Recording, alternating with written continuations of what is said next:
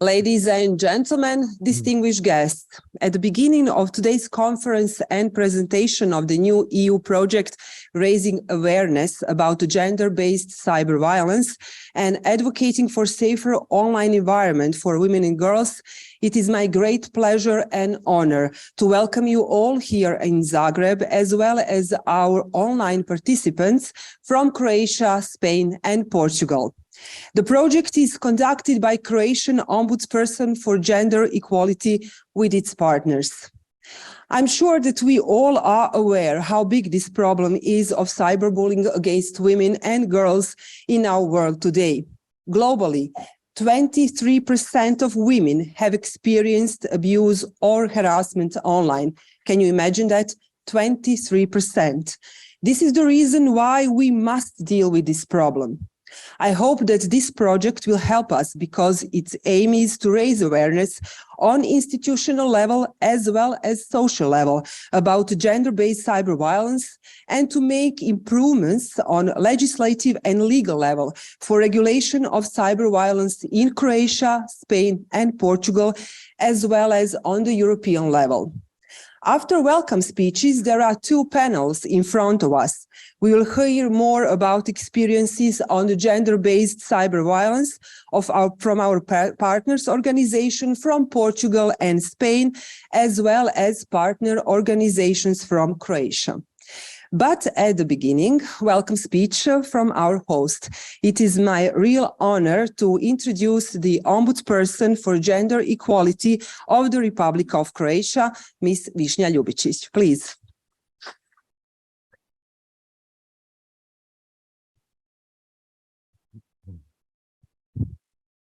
Representative participants, dear State Secretary of Croatian Ministry of Interior, Madame Petrijevčanin, dear Director of the Directorate for Education from Croatian Ministry of Science and Education, Madame Šerepac, Ms. Katica Glamuzina, Member of Croatian Parliament, honorable project partners from Portugal, Spain, and Croatia, and representatives of the state bodies and civil society. Dear all, it is my great pleasure to greet and welcome you at today's conference and presentation of our new EU project, raising awareness on gender-based cyber violence and advocating for safer online environment for women and girls, of which the institution of the Croatian Ombudsperson for Gender Equality is the holder and project leader. I'm particularly pleased we have the opportunity to welcome here today our project partners from Spain and Portugal. I hope you will enjoy your stay in Zagreb, and I firmly believe that by exchange at today's conference, we all in the project team will additionally strengthen our mutual today's conference. We all in the project team will additionally deliver the goals of our valuable project. What is more, support and the wind in our back will be provided also by our project supporters, Ministry of Interior and Ministry of Science and Education, for which we'll thank now them. Finally, I warmly welcome all conference participants who follow us online, especially youth, their teachers and experts who work with them, in particular with women and girls. Your presence is important to us because one of the goals of this conference is to provide insight into the various forms of cyber violence to which young people and women are particularly exposed. By doing this, we aim to further raise awareness to hopefully to contribute to more effective prevention of these forms of violence. Excuse me, madam, please. I'm sorry. I'm sorry.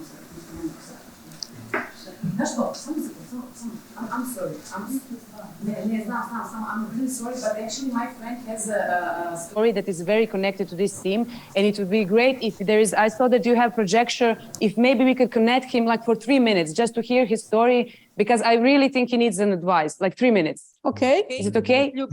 Okay. I'm sorry. I'm so sorry for you. Can you connect him? Okay. Let's try. Okay. We'll see what So happens now. he has really a story. If you can just put him on the screen, if it is possible. Nemoj me spajat, molim te. Ej, His name is... ne mogu, nemoj me spajat, molim te, ne mogu ništa slučati. Ja moram tu curu, ne mogu zaposliti. Daj mi rješenje, daj mi neko drugo rješenje. Hello. Dečko će objaviti te fotke. Hello, you are at the conference. Hello, Vicko. Nemoj me spajat. Online si već, Vicko. Nemoj me, molim te, spajat. Ne, ali spojen si već, samo trebaš... Nemoj me gledat, nemoj me spajat, ne želim... Izađi s konferencije, molim te, izađi sekundu s konferencije da se čujemo, molim te. Ne, ali stvarno ima, he has a really story that... Hey, Vicko. Hello, Vicko. Hello, you are at the conference about gender-based cyber violence. Would you please be so kind to introduce yourself and tell us what's the problem? Okay, hello everybody. I'm sorry that it happened that I interrupted your conference. I will not talk about the names because the issue is very sensitive. I am general manager of the huge cultural institution in Croatia, and we are just kickstarting a big European project which is very covered by media.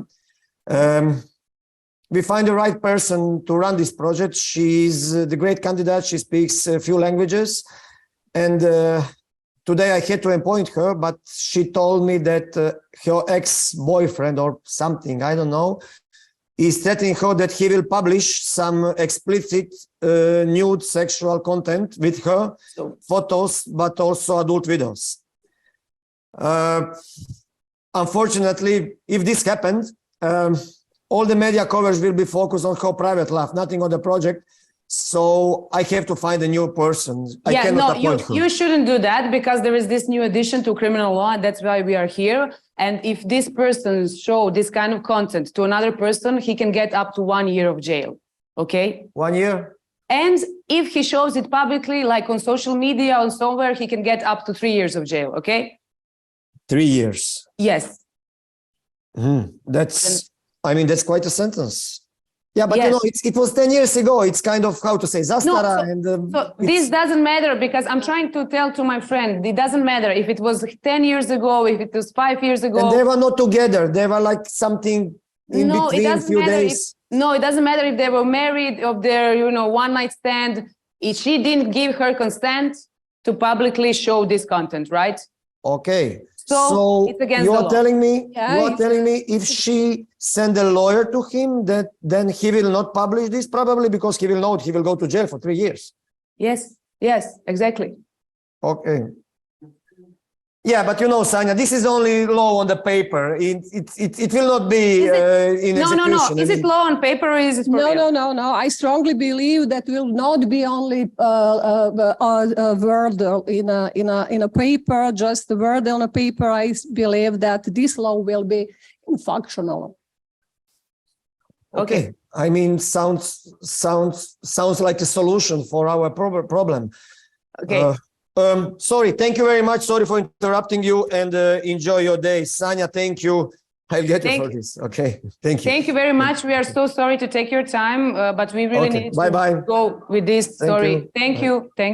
And thank you for your advice, because I was trying to tell this to him. You are welcome. This is the reason why the conference is organized. So I'm very surprised in first moment that I saw Vicko.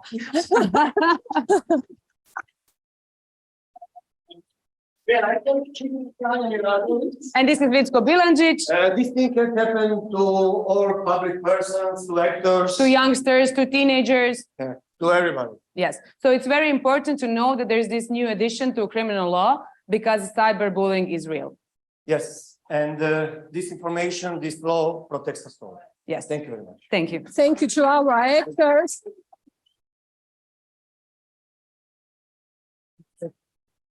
Thank you, Vicko and Sanya, for this remarkable performance.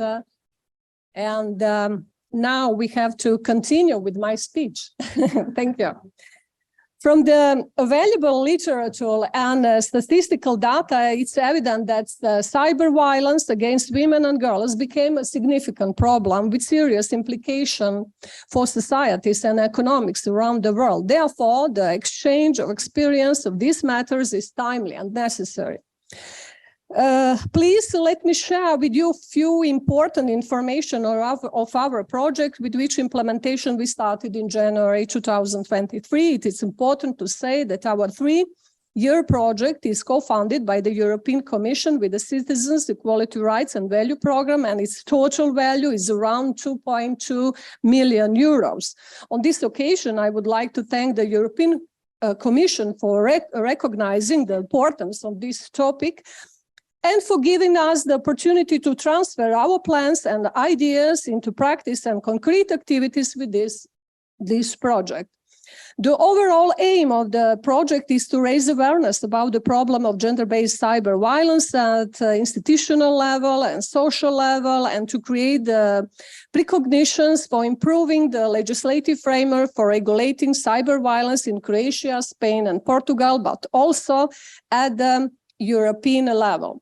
As I already said, during the performance, we have to start dealing with the consequences. That is exactly why we are aiming to reach young people, their teachers and experts who work with them, and to make positive changes in relation to more effective prevention of these forms of violence.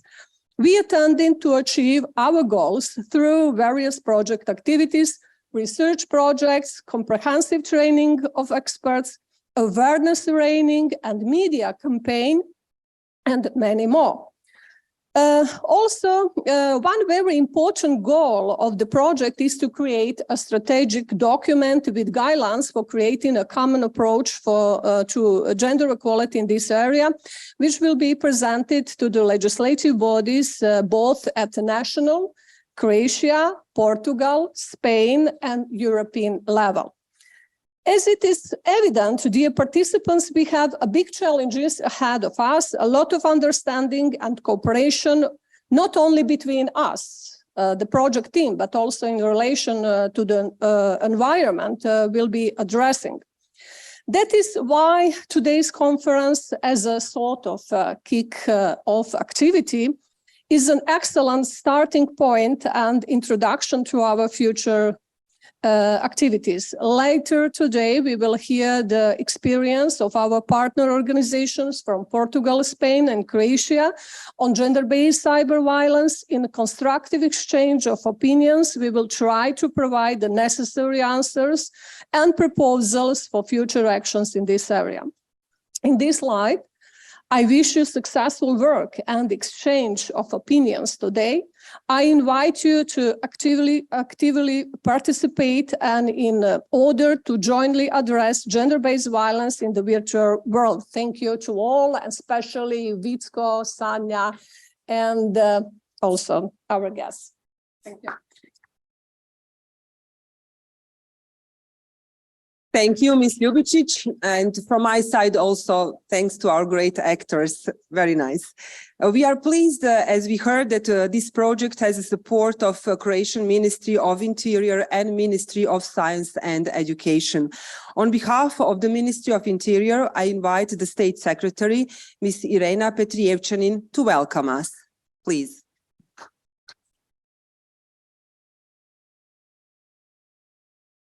Hello to everybody, distinguished guests and participants, representatives of civil association, respected Ombudswoman for Gender Equality of the Republic of Croatia. It's my honor and pleasure to welcome you on behalf of the Ministry of the Interior. These are hard times, and we all do better when we collaborate on practical long-term solutions.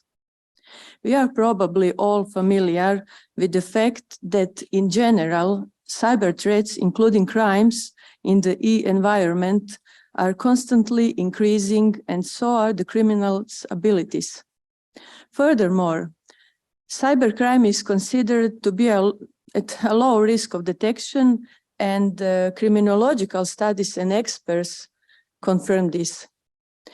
Due to insufficient social skills, unfortunately, children are the most threatened social group. Actually, as far as I know, it is my personal experience as State Secretary at Ministry of the Interior. The internet is overrun with content of child sexual abuse. And that is a huge issue for us. And it has never been like this. Yet the explosion in detected content keep growing. And I mean worldwide and exponentially, unfortunately. And the most common victims are children aged 7 to 9.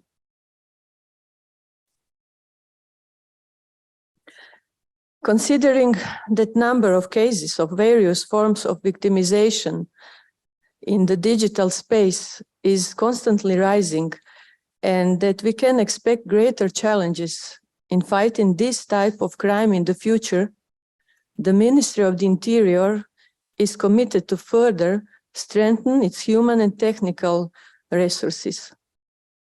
3 factors are important when it comes to the safety of our citizens and society in general, including in the digital environment. Those factors are prevention, of course, cooperation of all relevant stakeholders and others, I mean civil society, of course, and quality education of police officers.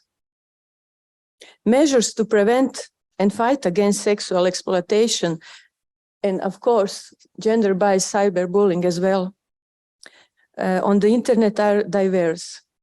They are included in numerous programs, guidelines, and concepts. Prevention is one of our priorities because we fully acknowledge that significant positive change can be made by raising awareness and by appropriate preventive initiatives and measures aimed at different social groups. Furthermore, we know that preventive measures are more effective when experts, I mean police, judiciary, psychologists, omnibus person in Croatia and in European Union, social workers, NGOs, cooperate successfully. With that in mind, the Ministry of the Interior already implements several preventive projects in cooperation with other relevant stakeholders, which I mentioned before. And we are also looking forward for future opportunities for cooperation and collaboration. We are in the same boat, as already you know. When it comes to police education, we are dedicated to providing structured training programs at all levels of police education. I mean basic, university, and lifelong as well. To conclude, the Ministry of the Interior considers cooperation with Ombudswoman for Gender Equality, Madam Ljubicic, to be very important. So we aim to give support to projects and initiatives that aid in improving children and women's rights and safety, and of course, gender equality. This conference and this project as well is also an opportunity to share knowledge and expertise regarding these issues. Thank you very much.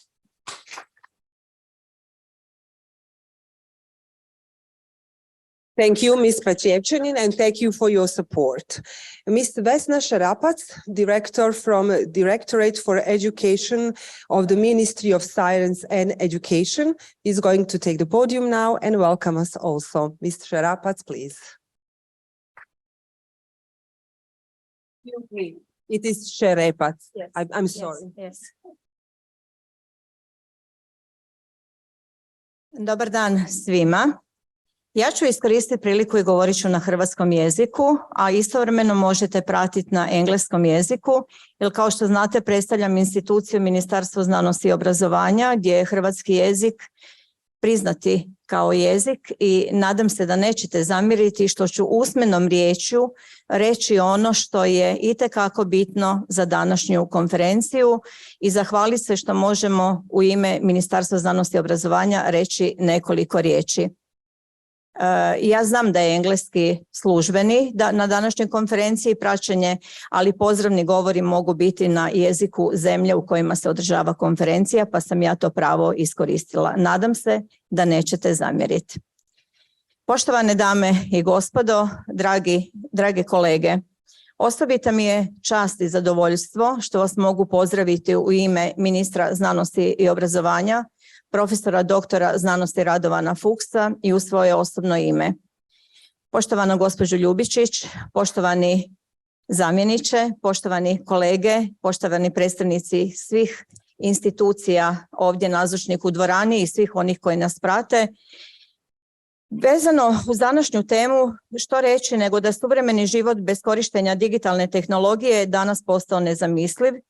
Iako je digitalna tehnologija s jedne strane omogućila brojne životne pogodnosti, otvorila je s druge strane virtualni prostor u kojem se mogu zbivati i razne neželjene aktivnosti. Cyber nasilje je postalo novi oblik nasilja koje je prodrlo u gotovo sve dijelove suvremenog društva. Djevojčice, žene nisu pošteđene kibernetičkog nasilja. Njega uočavamo u partnerskim odnosima koji se odvijaju u online okruženju ili na platformama raznih društvenih mreža. Brojna provedena istraživanja pokazuju da internetski mediji omogućuje nasilna ponašanja, kako seksualno, tako i druga kaznena djela, služeći se pritom stereotipima o djevojčicama i ženama. Kako se radi o nekontaktnom virtualnom prostoru, namjere napadača često nisu odmah vidljive, pa naivne žrtve često budu uhvaćene u klopku koje se teško rješavaju. Bez obzira na medijsku prisutnost ove teme, mnogi pojedinci misle da se to događa nekome drugome i da se takvi napadi ne mogu dogoditi ni njima samima, a kamoli nekome u okruženju. Jedina učinkovita strategija za borbu protiv kibernetičkih napada i cyber nasilja je stalna i sveobuhvatna edukacija učenika, ali i svih ranjivih skupina. Upravo iz tog razloga tema o sigurnom korištenju internetskog okruženja uvedena je u kurikule nastave informatike, ali u međupredmetne teme uporaba informacijske i komunikacijske tehnologije za osnovne i srednje škole.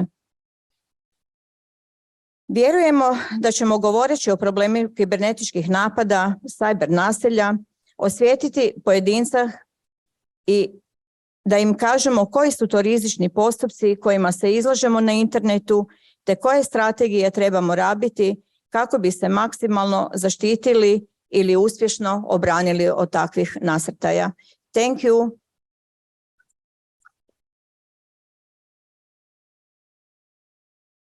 Thank you, Ms. Šerepac. It is time now for our first panel. The name is Experiences of Partner Organizations from Portugal and Spain on Gender-Based Cyber Violence. I would like now to call all our participants to take the seat here, a place with me. It will be much easier for you to address, so please don't hesitate and come here in front. Take your seat. Please do. Yeah, it would be much easier for you to address, and then I will introduce you. So, as we said, we have our partner organizations from two countries, from Portugal and Spain. It is my pleasure to welcome the representative of the institution of the Portuguese Commission for Citizenship and Gender Equality, Ms. Susana Mota and Ms. Ana Neves. Thank you for being with us. Please, the floor is yours. Just take the microphone, please. Oh, you can sit, or if you like. Ah, okay. Please have a presentation. You are hearing everything. Can you? Yeah.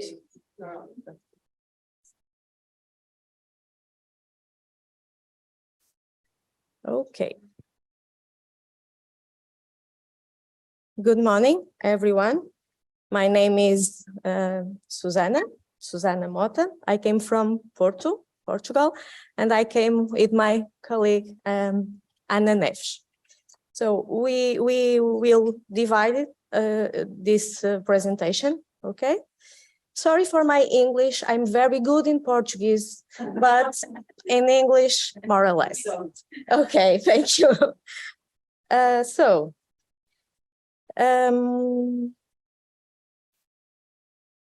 are Commission for Citizenship and Gender Equality. We are a national state organization responsible for promoting and defending the fundamental principle of equality between women and men, seeking to respond to the profound social and political changes in society regarding citizenship and gender equality. Our main intervention areas are equality between men and women, violence against women, more recently the human trafficking, LGBTE, and the female genital mutilation. In all of these areas, we have lots of projects. Domestic violence in Portugal, some principal ideas. Since the 90s, Portugal has made significant efforts to prevent violence against women through the implementation of several measures, many of them established by the National Plan Against Domestic and Gender-Based Violence.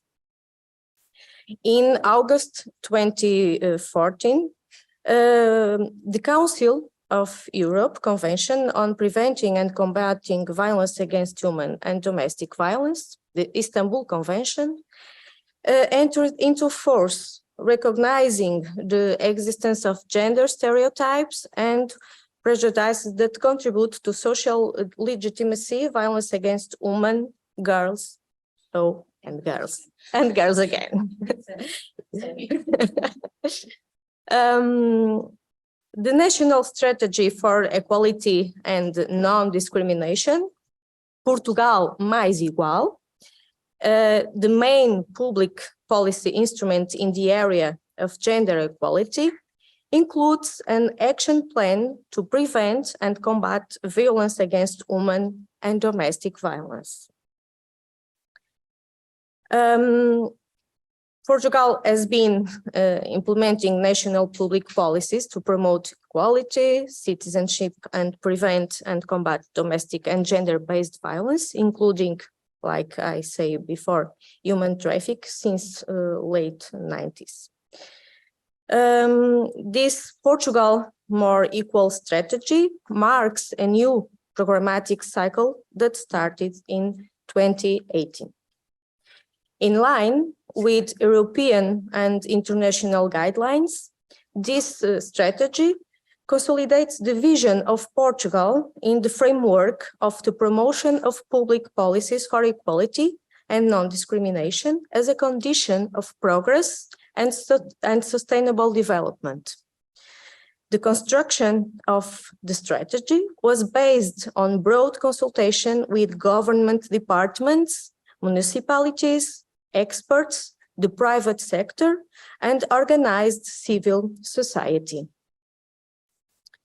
So we have 3 action plans: action plan for equality between women and men, action plan to prevent and combat violence against women and domestic violence, and the action plan for combating protection against discrimination on grounds of sexual orientation, gender identity, and sex characteristics. Anna?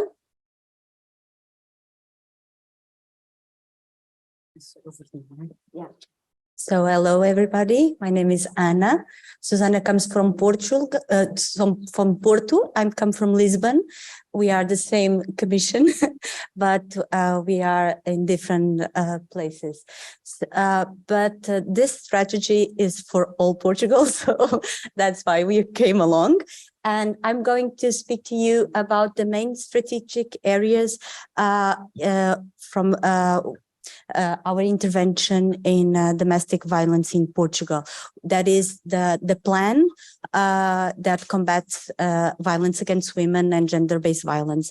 So this strategic has the prevention, the support and protect, intervene against aggressors. So, and the qualify professionals and to investigate, monitor, and evaluate public policies and prevent and combat harmful practices of mutual genital mutilation.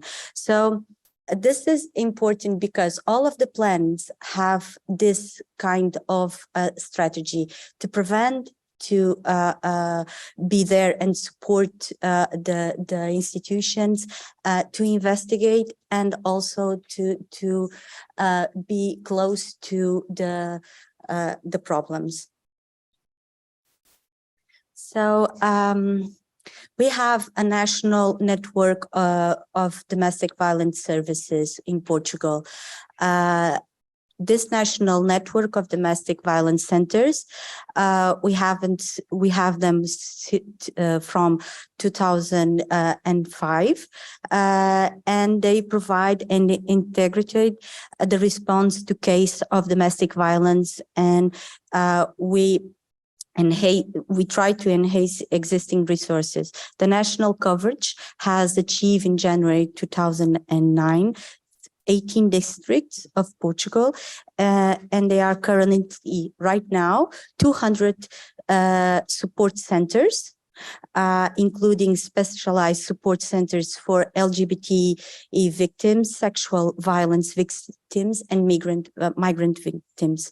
We have 37 shelters, 36 for women, 1 for men, and 1 for women with mental illnesses.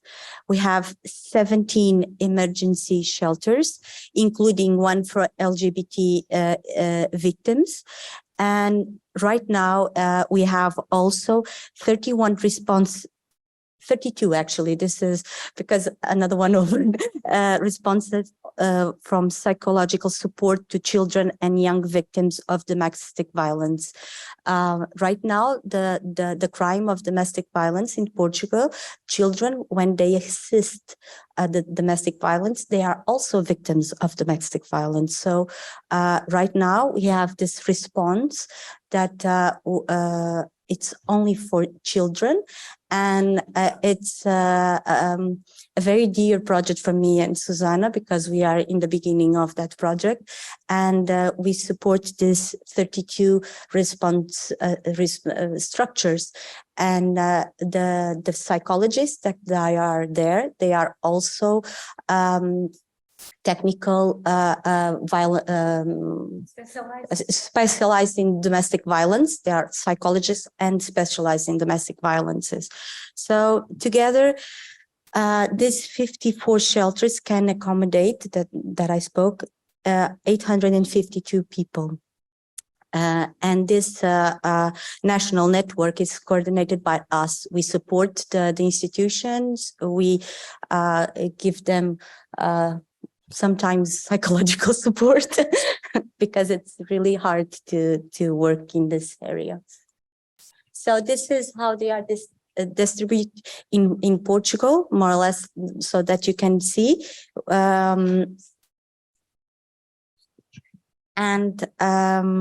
Sorry. Here. So to aim this to the thing that bring us here, the cyber violence, we brought you this recent study. It was published in December. We just brought it because it's really recent, and it is a study. It's not ours. It's a study made by the Youth Network for Equality, a Portuguese NGO, and it's called Faz Delete. And it conducted a quality study on image-based sexual violence in Portugal. The study was based on online questionnaire addressed to young people between 18 and 25 years old. and they have 519 answers. And we brought this to you because of the numbers. 67% of the women survived revealed having suffered for one or more forms of violence. And 83 had suffered from cyberflashing, 6% has threatened to share, 5% has shared image nudes or sexual images, and 4% capturing of images. In most cases, the aggressor was unknown, an ex-boyfriend or girlfriend, 15%, someone known, 12%, sporadic partners, 12%, friends, 9%, and boyfriends, girlfriends, or partners, 9%, or family members also.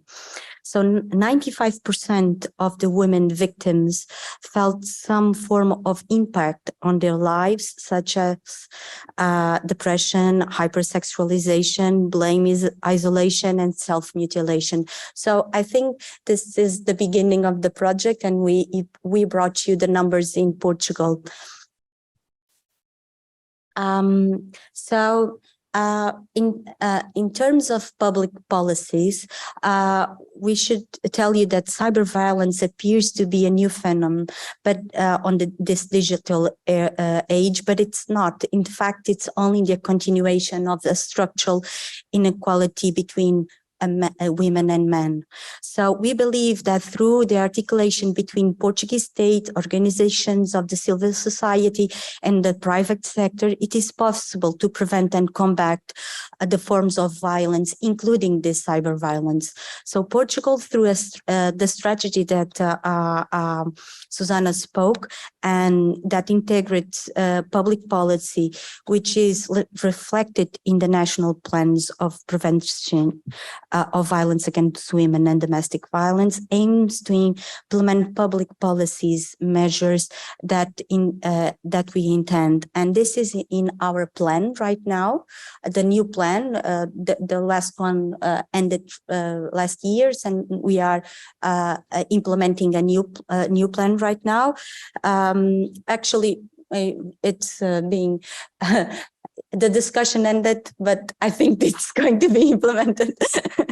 And so we integrate cyber violence in the referential of indication of health and citizenship.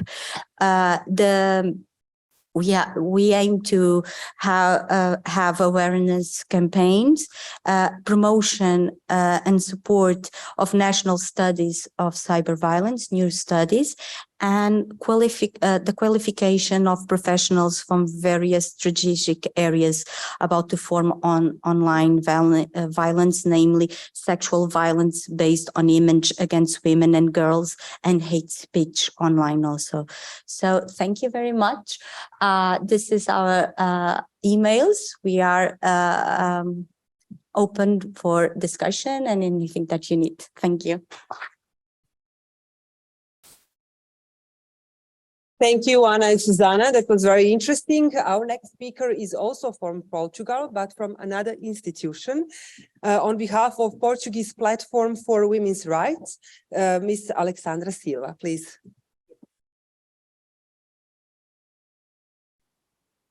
So thank you. Let me just begin with. Oh. So thank you and good morning. Thank you for inviting us to be part of the conference, but also to be part of the project. We think it's very important. It is our pleasure to be in Zagreb with you all. So I'm Alexandra Silva, and I'm coming from the Portuguese Platform for Women's Rights. So who are we, the Portuguese Platform for? Oh, sorry. So who are we? So the Portuguese Platform is an umbrella organization that aims to contribute to the promotion of equality between women and men and to the defense of women's rights, including the elimination of all forms of discrimination and of violence against women and girls, in particular in the context of the objectives, legislation, recommendations and guidelines which are relevant at the national, international, and of course, European Union level. The platform brings together 29 member organizations that in their diversity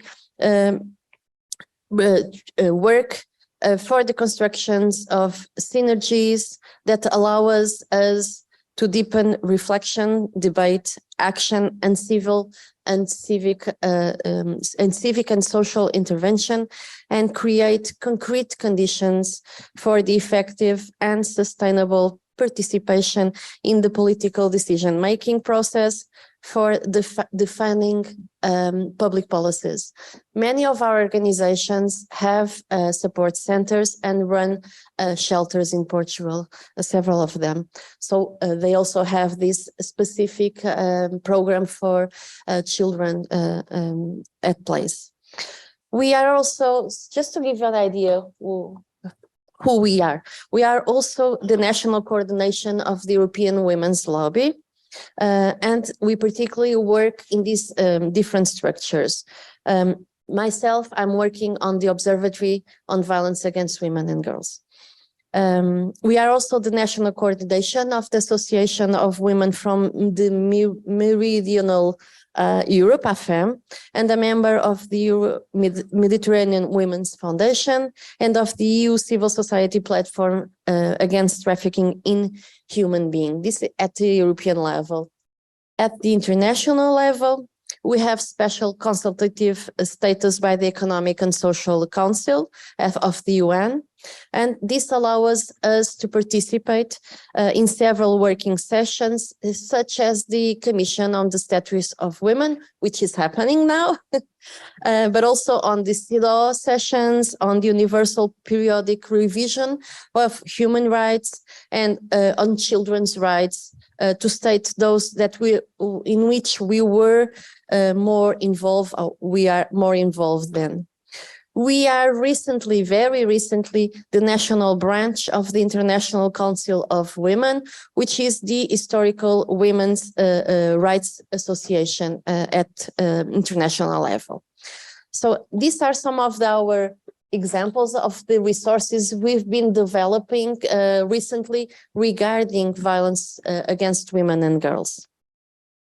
We based our work on the international, regional, and national instruments ratified by Portugal, having all of them relevance on the prevention and combat cyber violence against women and girls, such as the CEDAW, the Convention on the Elimination of All Forms of Discrimination Against Women, and within the CEDAW, particularly the General Recommendations 12, 19, and 35, specifically on violence against women, but also the numbers, the General Recommendations 14, 30, 31, 38, and very specifically the 33, which is the access of women to justice, and this is very important.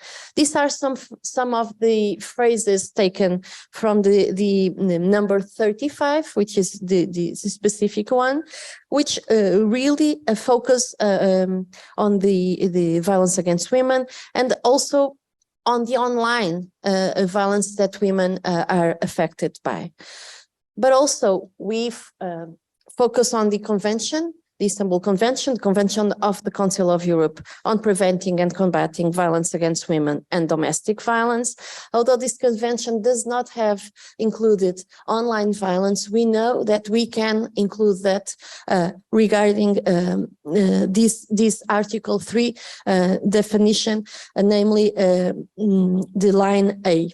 But also, and for us, it's very important to connect all these instruments, but also the recommendation from the Council of Europe, this very recently one on preventing and combating sexism, because this recommendation is paramount as it contains the first international agreed definition of sexism in 2019. Can you believe this is very, very very, very recent, and includes online and via new technologies, and reaffirms the existence of a continuum of violence affecting women and girls.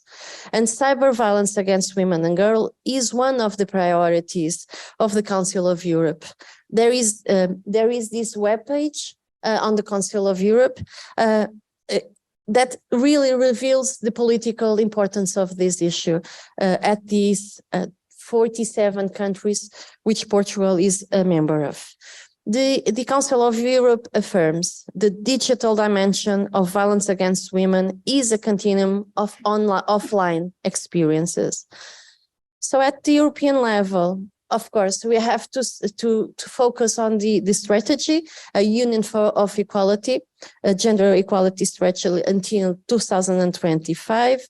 And really, this strategy states that online violence targeting women has become pervasive with specific vicious consequences. This is unacceptable. This is what is written there. So it's important to have this in mind. It's a barrier to women's participation in public life. Bullying, harassment, abuse on social media have far-reaching effects on women and girls' daily lives. But also it is important to focus on the Digital Services Act. And the Digital Service Act includes violence against women and girls.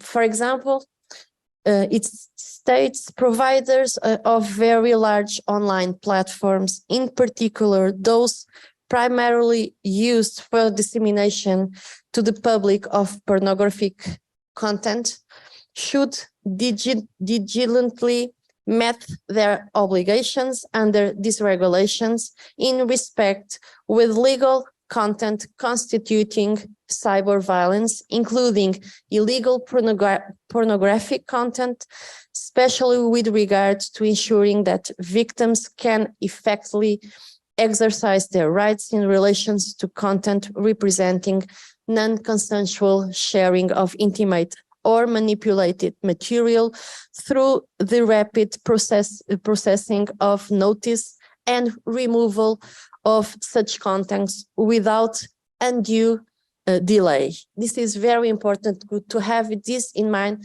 in the context of our project.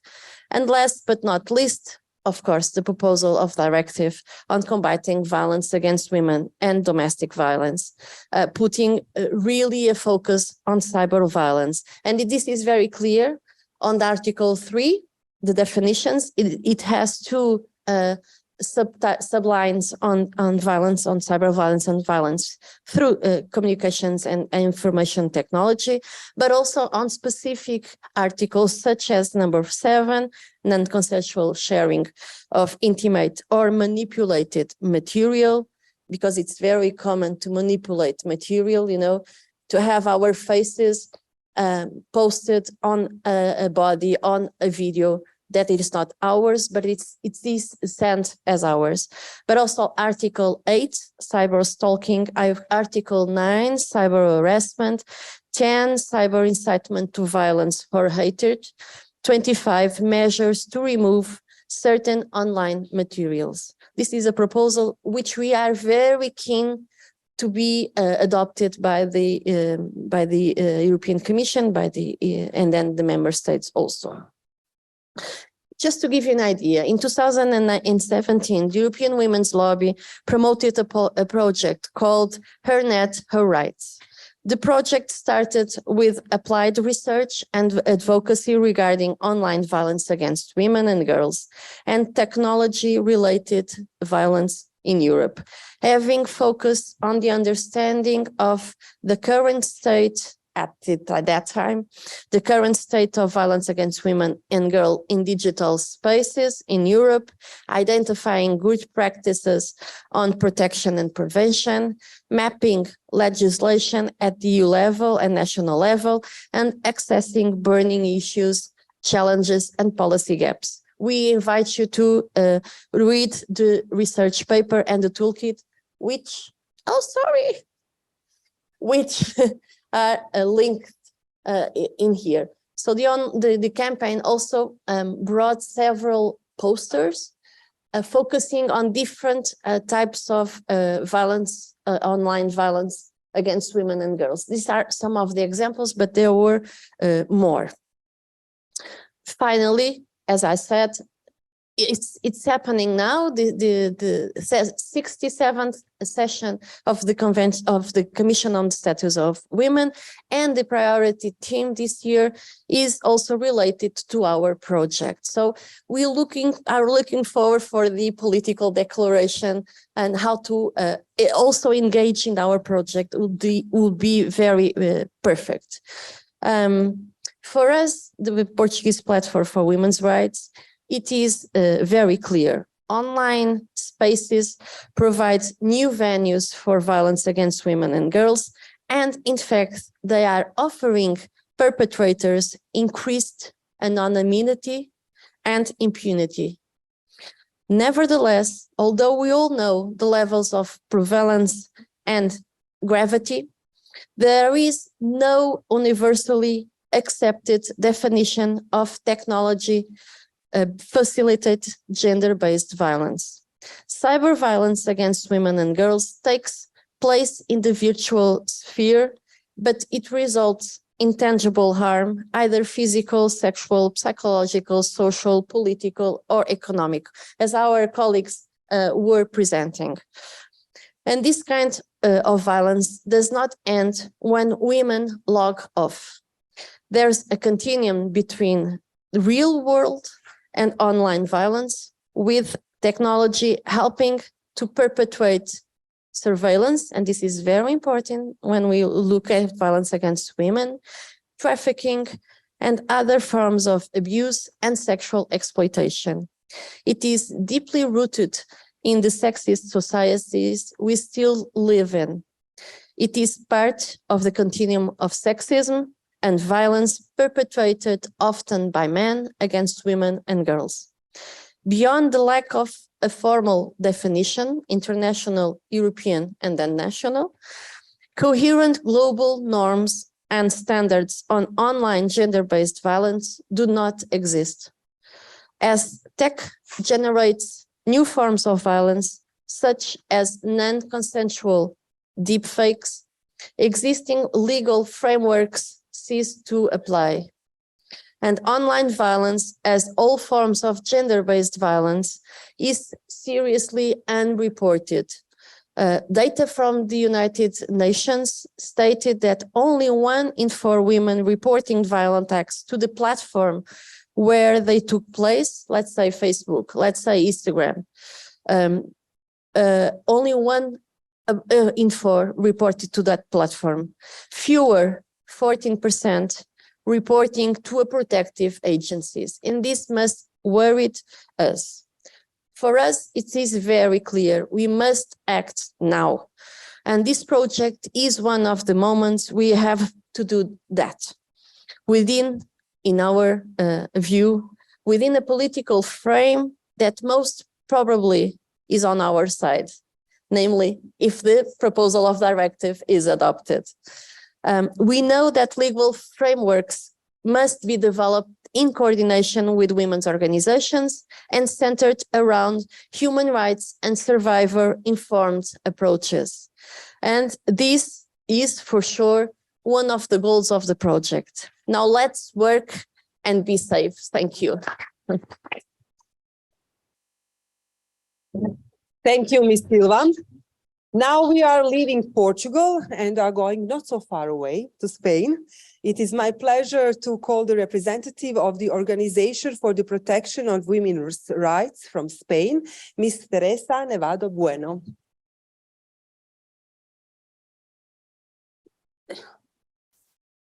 Thank you. Good morning. Dear person, dear colleagues, dear attendant in this morning. I thank you in the name of Spain, España, to participate in this project. And I think it is a good situation for a best collaboration and probably to know better this country, Croatia. My name is Teresa Nevado. LEN España is one organization similar that the Portuguese platform. Has around 20 women association, only women association in Spain, in a wide range, since rural women to business women and women working a lot of in violence. We belong to the European Women Lobby too. It's similar, the platform, the Portuguese platform. When I tried to prepare this intervention, I thought that maybe it's interesting to follow a little the same process, but with Spanish information, the same process that the project. I thought this. And so in this project, there are a first step, very, very important, is to analyze the real situation of cyber violence. We analyzed in Spain a big survey in 2014. Now we have a big survey from, I don't remember, 2018 or 20, but we are not working at this moment. But 2014 is older, but the numbers are very, very dangerous and very, very impressive. For example, the 44.5% of boys and 37.1% of girls have had accepted a stranger as friend on the internet 2 or more times. In 2014, that now sure is the number is increase and increase.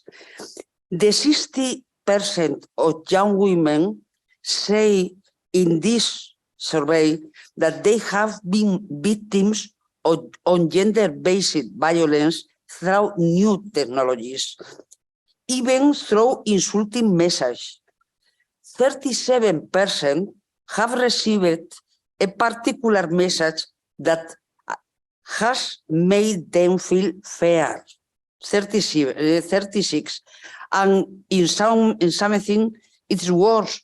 14.7% of young women has received a message that to pressure to participate in some form of sexual activity. Is several years ago. Now sure is more dangerous the situation.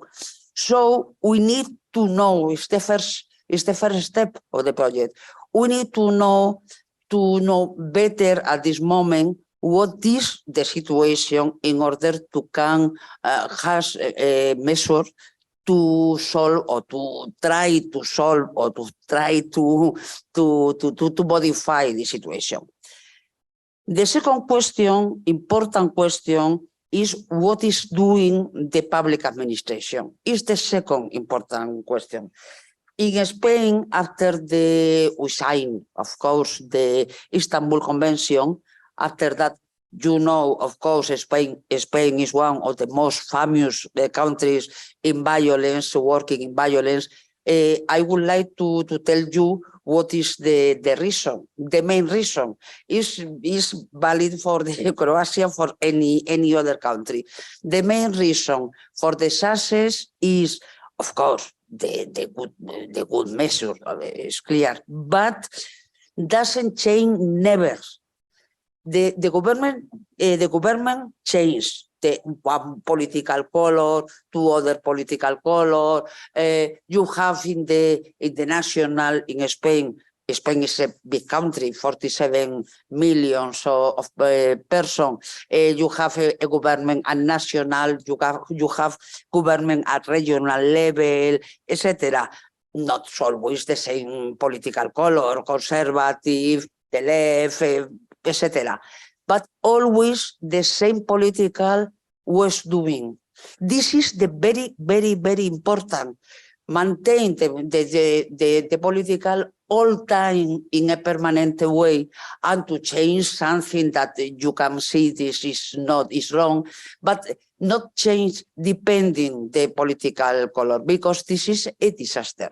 This is my opinion about what is the success in the political situation in Spanish in violence. Well, after the Istanbul Convention that Spain signed in 2015, introduced new crimes that was not in the penal code in Spain, the crime of harassment and stalking, the crime of the cyberbullying or sexting, and the crime of manipulation of the normal function of technical device in 2015. But all was solved? No. Pending is pending, there are pending a lot of problems not introduced in the criminal law, in the penal law in Spain. For example, to distribute in internet compromising image and information with sexual contents, is confused. No, it's a crime, it's not a crime, it's confused. To expose the victims on a website where a person can be subject to stigmatization are ridiculous, to create a false profile under the name of the victim in order to, for example, make sexual demands on offers, to assume the identity of the victims in order to, for example, make offensive comments to the other part.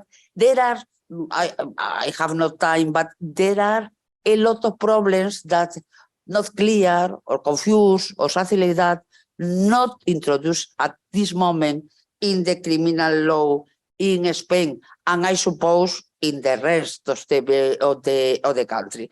This is the second part, important part.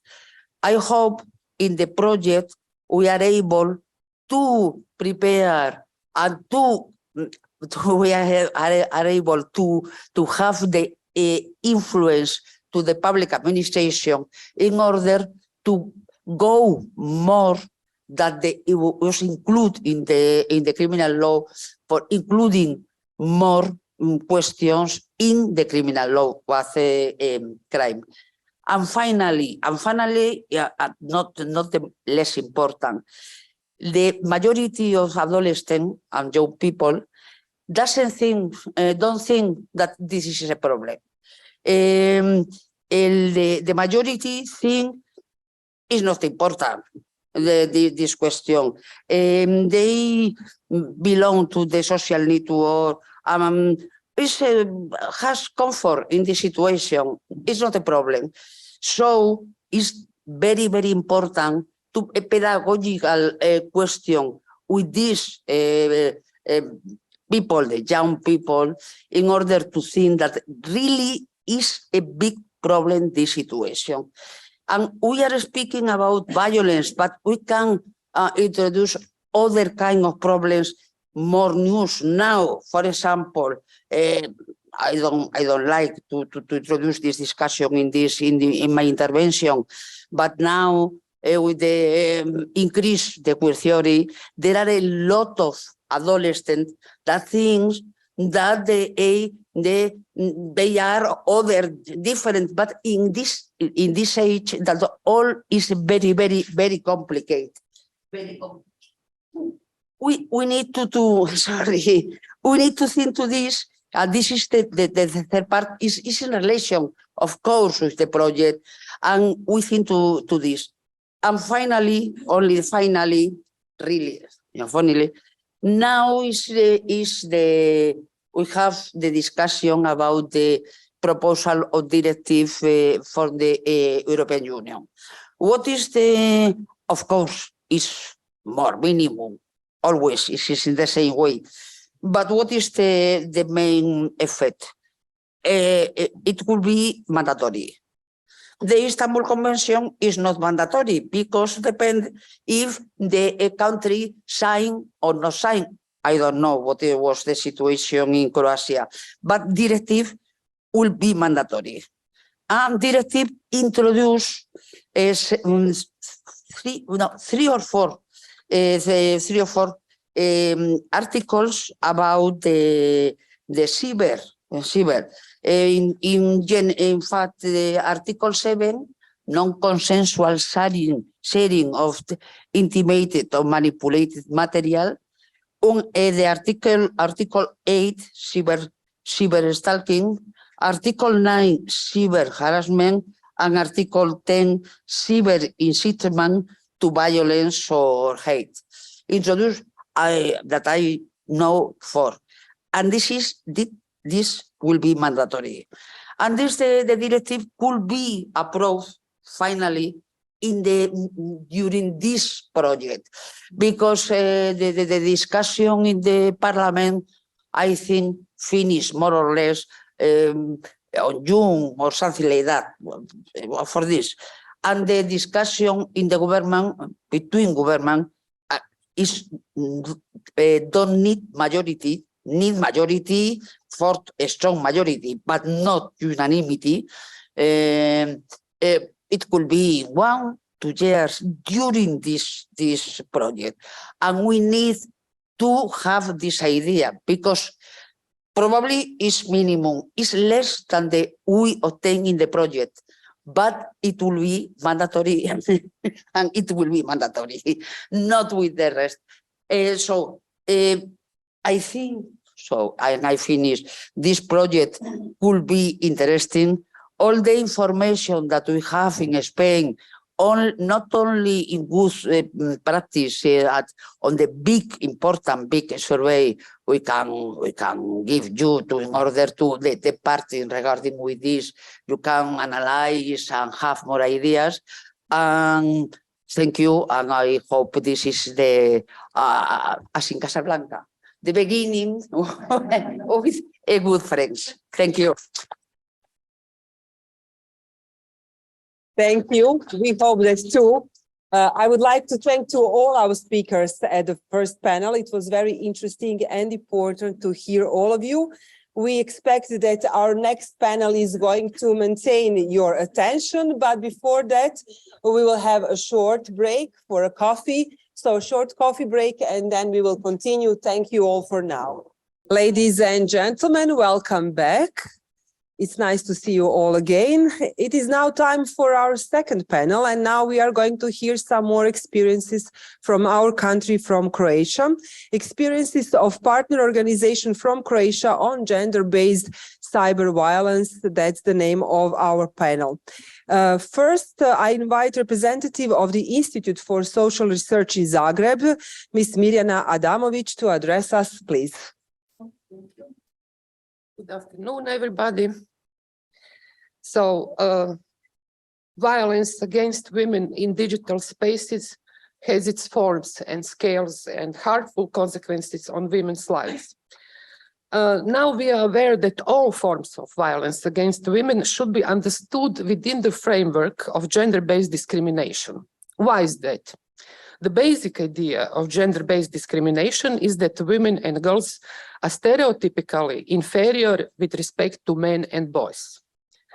The digital dimension of violence against women implies gender-based violence against women that is committed, assisted, and aggravated by the use of information and communication technologies, mobile phones, smartphones, the internet, social media platforms or email, geolocation tracking devices, drones, non-internet connected recording devices, or artificial intelligence. Platform of independent expert mechanisms on discrimination and violence against women distinguishes four main types of online and technology facilitated violence. First, forms of harassment, violence, or abuse that are facilitated by specific technologies. For example, if intimate partner, we heard, violence is carried out via the use of technologies, including by tracking devices. Second, abuse that takes place and is amplified online. For example, non-consensual sharing of intimate images. Third, when technology has generated a new form of abuse, such as fake pornography and abuse of our digital selves. Fourth, when online environment is used to enable violence. For example, use of social media for sexual violence.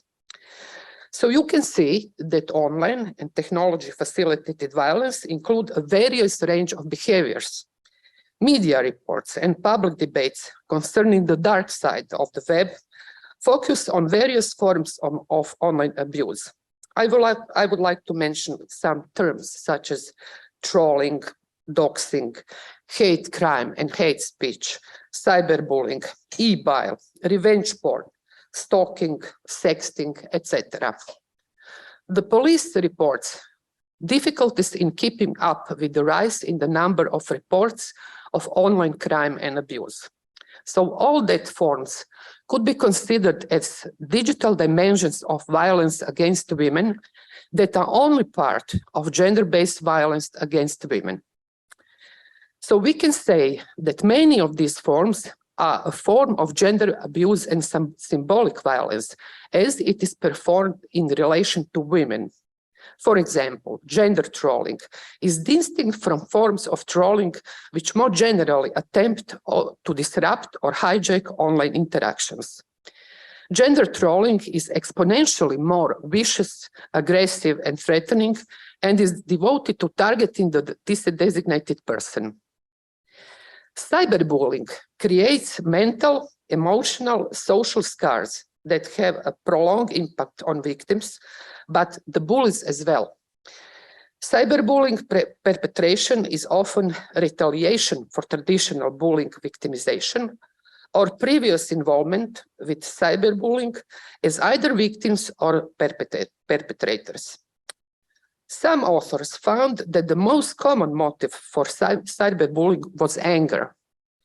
Social, emotional outcomes related to cyber victimization are comparable to those relating to traditional bullying, with negative impacts on physical, social, cognitive functioning, development, and well-being, ranging from psychological, academic, and emotional problems, such as depression, school problems, and deviant behaviors. Cyber violence perpetrators often perceive themselves as anonymous, which has adverse effect compared to traditional bullying. Research on de-individualization has shown that things said and done anonymously would not occur in face-to-face interactions when the impact of a certain behavior on the victim is visible. For some perpetrators, recognizing they have hurt their victim discourages them from further bullying behavior. It is very important to say that the digital dimension of violence against women is not a new phenomenon, but is deeply rooted in cultural norms and structural violence over women and girls. At the same time, it is a dynamic phenomenon which is constantly developing and taking on new forms. It can also be argued that these forms of violence is deep violation of human rights of women and girls. Research conducted on the digital dimension of violence against women have very similar results. This is confirmed by the United Nations data of 2015. For example, 3/4 of women experienced some form of gender-based violence online, and 2/3 of perpetrators were men. A study by Economist Intelligence Unit conducted 2020 revealed that 74% of women in Europe had experienced with or witnessed online and technology-facilitated violence.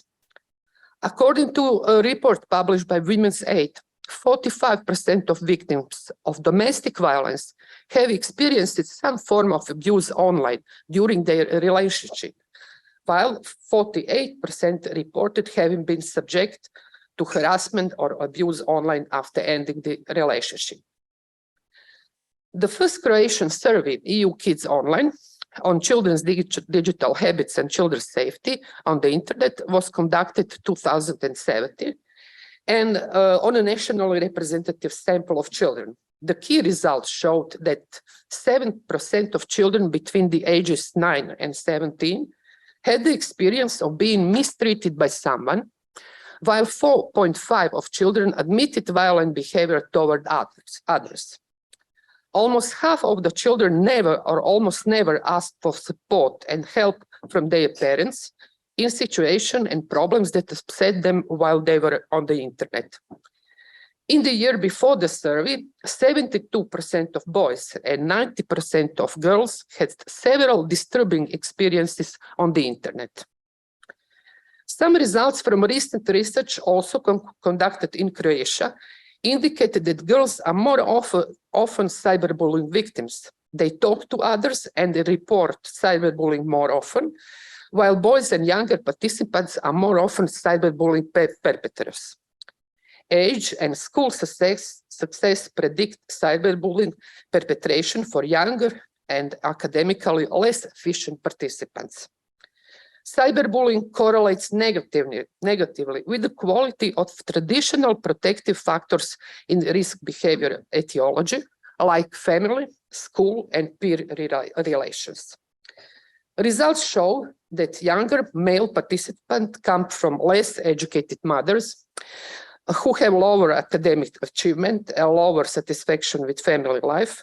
Peer relations and school attainment represent an average cyberbully profile. Also, they show that children who commit and or experience cyberbullying achieve higher results on the scale of internet addiction than children who do not participate in cyberbullying. Our research on gender-based cyber violence among children and youth will be implemented under the work package 2 of this project. The research objectives are to gain insight into attitudes, experiences, and habits of children and young people in the use of digital communication resources, and to exposure of children and young people to gender-based violence in the digital context.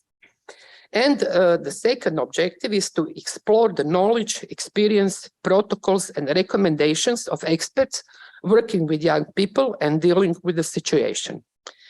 Within the stated research objectives, the more specific research problems are getting a better understanding of gender-based cyber violence in terms of its prevalence and gender differences, demographic characteristics, manifestations, channels, frequency and duration, effects, and other circumstances. Thank you for your attention.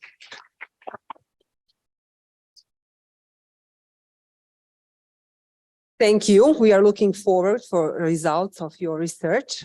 Our next speaker who is going to share with us their experiences in this field is from the Center for Education, Counseling and Research, Ms.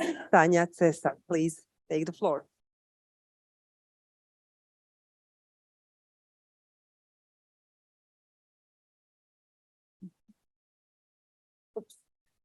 Thank you. And I'm very pleased to be here today and have a chance to talk a little bit more about one part of our work, which is prevention work with young people, with schools and with teachers on prevention of cyber gender-based violence.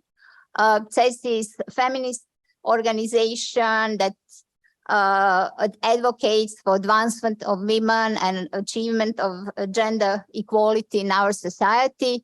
And last year we marked 25 years of CESI and 10 years of our helpline and counseling center for women victims of violence in Krapinsko-Zagorska County.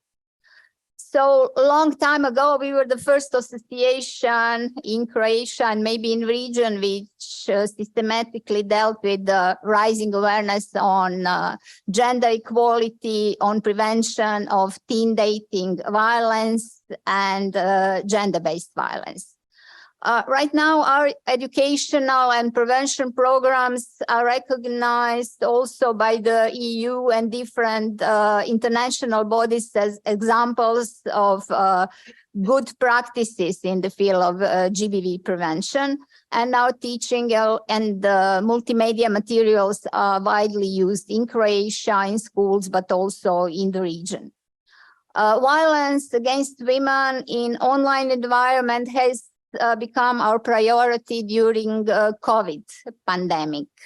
Then we developed different educational programs, materials, websites. We conducted the social media campaign, but we also work a lot with the teachers. So we educated around 300 teachers, and we are continuously work with peer educators and train peer educators in the schools.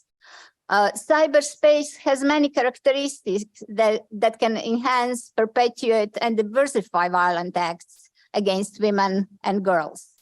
Nature and causes of violence are not different from offline violence, but tools can be different, the visibility of violence can be different, but also laws and regulations in online spaces. Anonymity, already it was mentioned, can amplify violence. Lack of means of identification can encourage perpetrator with the perception that they are not accountable and they don't have to follow the rules. Widespread use of internet and social media makes information sharing go faster, go broader. So offensive and violent pictures, data, comments posted online can be spread untraceably, very fast and very far, leaving the victim vulnerable and with no control over their privacy and no safety, even if their own homes. Many online technology features can be used in abusive relationships. We witness that a lot with our work with young people, but also with adults, and exert further control over the partner, like tracking, hacking softwares, different online platforms, saved login information. The consequences of being victim to cyber violence is severe as offline violence. And cyber violence have potential to have major consequences of social and professional life of victims.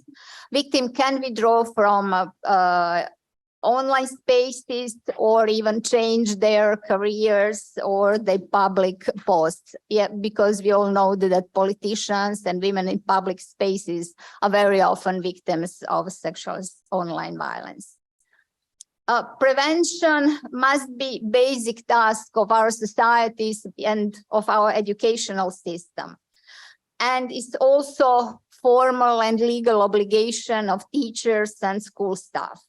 This implies informing also and teaching children about different topics related to gender equality, safety, and gender-based violence within educational system on all levels. Different studies have shown that women and girls are more likely to be victims of different types of cyber violence. I will quote one research which was conducted by a Safer Internet Center last year and included high school students. And it was shown that 41% of young people were sexually harassed at least once. Of course, more often girls than boys. Almost half of high school students state that they have witnessed their peers share sexual content on group chat, profile, or forum. More than 30% stated that their peers secretly take photos of naked people or inappropriately dressed people or people during sexual acts and share it on internet. And what is very worrying for me as an adult, the big number of young people, of students, would not report this to adults and would not report this to teachers and to schools for different reasons. CESI also conducted a survey to collect data on awareness of teachers and secondary school students on their attitudes and strategies to address cyber GBV. The research showed a clear difference between forms of violence that girls and boys experience. So there is a much higher number of girls receiving sexual comments online. It was more than 70%. More of them experience extortion and non-sexual publishing of their photos or videos they send privately to someone. When it comes to boys, they seem to be at higher risk of being threatened by physical violence or pressured to watch porn. Most of teachers, which were part of our research, think that the GBV is not a serious problem among students, or they're not sure is it a problem. And we know that teachers are crucial for implementation of violence prevention programs. Well-trained, supported, and motivated teachers are key in delivering high-quality prevention programs. Our data show that majority of teachers believe that their role should include also addressing problems of cyber violence. To implement curriculum effectively, but teachers also need to be confident, need to be committed, have enough education and resources. They have to feel supported by school management, by legal framework, and of course by relevant institutions and authorities. Working directly with young people in a form of curricular or extracurricular activities using education, interactive techniques, creative methodologies is a very helpful tool in changing their attitudes, behaviors, helping them learn about healthier ways to relate to another, and encouraging them to speak against violence and provide support to their friends who are victims of violence. The research clearly indicates that youth very rarely turn to adults and to the teachers when they're exposed to violence. Most likely they will talk to their peers, if they will talk at all. Peer education approach is that it's very important also because it's very effective because peer influence peers in a very positive way. And also collaborations and teachers and students combined with good methodology can improve student and teacher relationship. That's also was proved in many our projects, and that is what is very important for reporting violence. And this leads to better understanding and leads to high level of satisfaction with our programs. And young people are eager to participate and also to deal with the prevention of violence, but also some of them express a very high level of empathy, and they're eager to volunteer in some organizations dealing with violence. And of course, besides educational prevention work, it is necessary to provide gender and age-appropriate sensitive mechanism of intervention, of protection and support to youth who have experienced any form of violence in school, including cyber violence. And we all know that adequate legal sanctions for perpetrators are also necessary, both from the perspective of victim, but also from the perspective of whole society and preventing future crimes. So thank you for your attention, and I'm looking forward to our collaboration.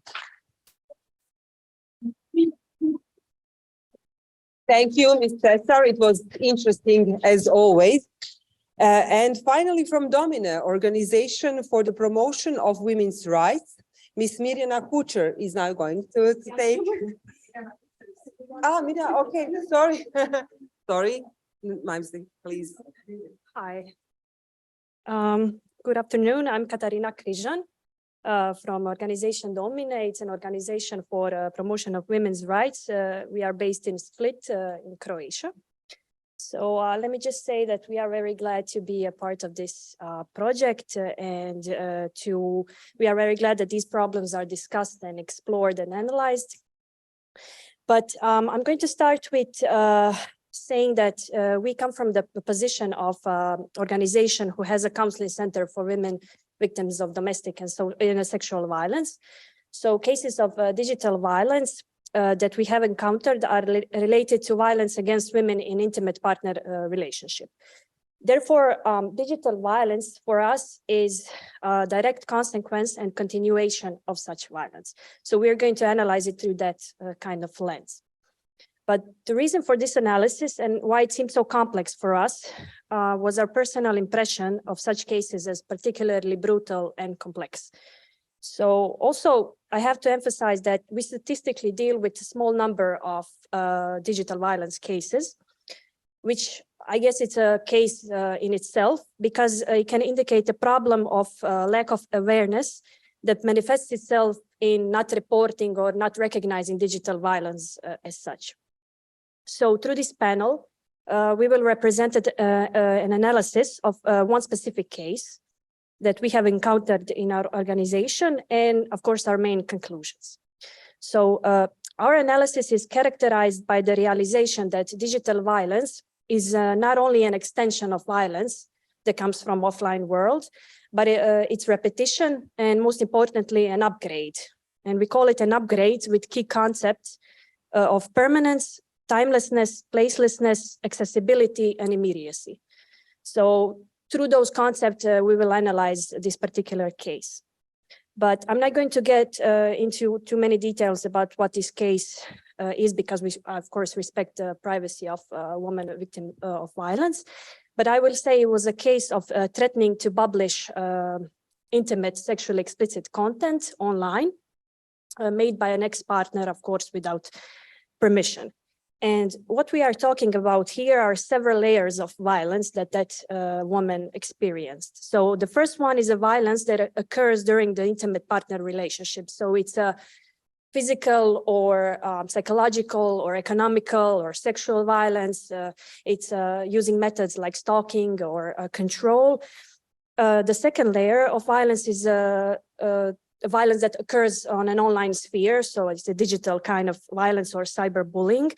With threats to publish sexually explicit content.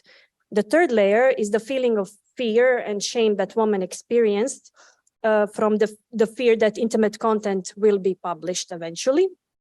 And the fourth layer is what we consider most important one, which is the permanence of the content. So you have explicit videos, which in this case is used as an act of revenge for ending an intimate relationship. And it reaches the online space in just a few clicks. So there's an easiness and there's simplicity and accessibility of that kind of methods. But it remains there for a very long time, permanently, which can, of course, further cause the fifth layer, which is trauma and cyber harassment, not only from an ex-partner, but also from other men and women offline and online. But the problem with the fifth layer is the problem with reactions from the society. So this act of publishing intimate video or sexually explicit videos is not seen as morally corrupt. It is seen as entertainment. So that's exactly what is the problem here. And that's why we cannot talk about digital violence only as digital violence. We can talk about violence against women in general. So another concept that we point out here is timelessness. So timelessness signifies that such content remains visible and it's kind of written into the history and identity of a woman. So the video allows, I guess, event to continue to happen. So because of that video is online and it's published, the event has not stopped happening. So the violence enters that kind of continuum of violence, and it's deeply damaging to a woman experiencing it. Also, it blurs the lines between public and private. And as you all know, social media have become kind of like an omnipresent in everyday life. It's embedded into our mobile phones, apps. It became a basic part of communication in our society. And that kind of digital communication can in a sense, enhance a sense of placelessness that makes people feel like they are more together when they are apart. It makes feel messaging more immediate, more personal, more accessible. So in the context of abusive relationship, these characteristics can amplify the harms of abuse. So as we all know, as feminist organizations that deal with domestic violence abusers use those kind of tactics. They use physical and sexual violence to control their partners and ultimately limit their freedom. So digital media offers those abusers kind of an everyday options of effectively control their partners. So some of those are, let's call it traditional forms of abuse like stalking or verbal abuse. But the accessibility and immediacy of digital violence or mobile or social media can result in using that abuse with greater ease and using that abuse with using new methods and new channels. So consequently, because of all those characteristics of digital violence, victims have reported feeling constantly unsafe because they are unable to truly escape their abusers, regardless of their physical location. So the victim is not only able to escape the violence by the abuser spatially, but also temporarily. They're also unable to escape the violence in itself, not just the abuser, because the violence, the act of violence in that kind of video, that kind of content is permanently out there online for everybody to see. So we carried out this kind of, or singled out this kind of concept that characterize digital violence. And I'm going to end this here. We think that because of those concepts, because of those characteristics, digital violence is a complex and dangerous form and a new form of violence against women and girls, and allows the creation of new modus of violence. Of course, we remain hopeful that this and the following similar projects will help solve the problem of digital violence through its prevention and recognition and sanctioning. And I hope that this and all other analysis that were carried out here can give you more knowledge and more data on how to end violence against women and against girls. Thank you. Thank you. Thank you, Ms. Križan. And thanks to all our speakers. It was very important and very interesting. Ladies and gentlemen, thank you all on behalf of the Ombudsperson for Gender Equality of the Republic of Croatia, Ms. Višnja Ljubicic. I would like to thank you for your attention, for your support, for the recognition of the importance of this project. We are really looking forward to see the results of this project in Croatia, in Portugal, as well as in Spain. And we all also hope to see you soon again. For now, thank you all. I wish you all the best. Goodbye.